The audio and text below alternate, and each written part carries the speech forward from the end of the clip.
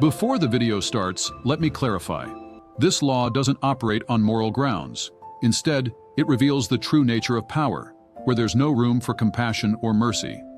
If you're uncomfortable with morally challenging content, now is the best time to leave. If not, welcome to this extraordinary game of amoral strategies, the 48 Laws of Power.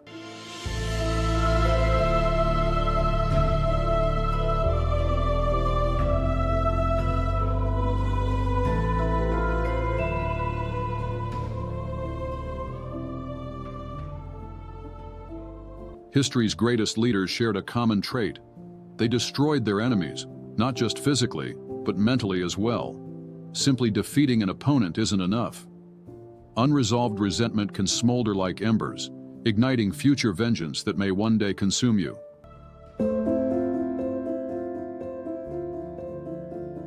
In 625 AD, a girl named Wu Zetian was born into a noble family.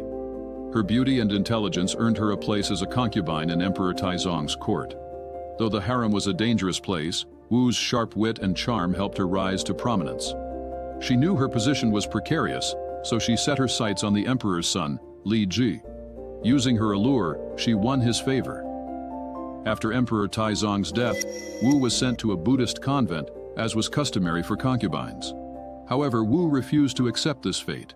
Over 7 years, she plotted her return, befriending Li Ji's wife, Empress Wang, and using her influence to re-enter the palace. Once back in the harem, Wu employed cunning strategies. On one hand, she flattered the empress. On the other, she deepened her relationship with the new emperor, Li Ji. When Wu gave birth to a son, Empress Wang visited to see the baby. Shortly after she left, Wu smothered her own child and blamed the empress for the death. The emperor, enraged, believed Wu's accusations. Empress Wang was executed, and Wu was elevated to the position of empress. Even as empress, Wu Zetian felt unsafe. Her enemies surrounded her. At 41, she discovered that her niece was gaining favor with the emperor. Wu poisoned her niece. Her eldest son was later poisoned by rivals, and her second son was exiled. When Emperor Gaozong, Li Ji, died, Wu's third son took the throne. However, she deemed him unfit and removed him from power, placing her youngest son as a puppet emperor. Over the next 5 years, Wu eliminated all opposition.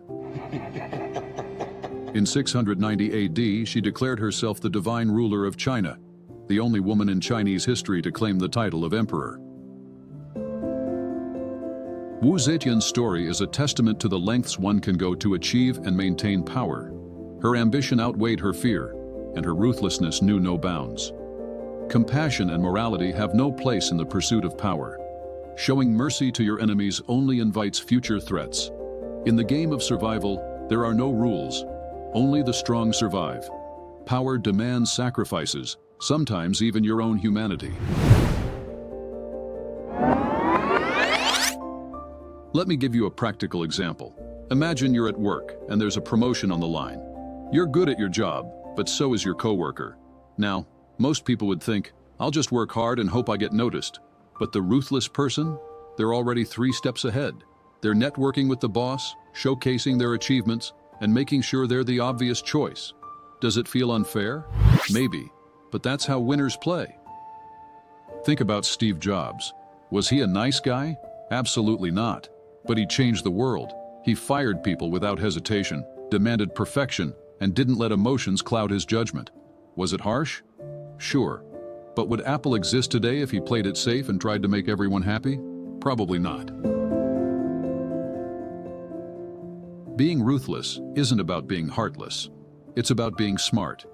It's about understanding that you can't pour from an empty cup, and you can't win if you're constantly putting others ahead of yourself. You have to ask yourself, what do you really want? More money? Better relationships? A healthier body? Whatever it is, you need to stop making excuses and start making sacrifices. Because here's the thing, every decision has a cost. If you're not willing to pay it, someone else will, and they'll take what could have been yours. Take a hard look at your life right now. What's holding you back? Is it your fear of confrontation? Your need for approval? Your hesitation to take risks? Whatever it is, you need to cut it out. Remember, ruthlessness doesn't mean hurting others. It means putting yourself first. It means choosing your future over your comfort. and it means understanding that winning isn't about being liked, it's about being respected. Power is not given, it's taken by those bold enough to seize it. As Fyodor Dostoevsky wrote in Crime and Punishment, power is given to those who dare to stoop low enough to pick it up.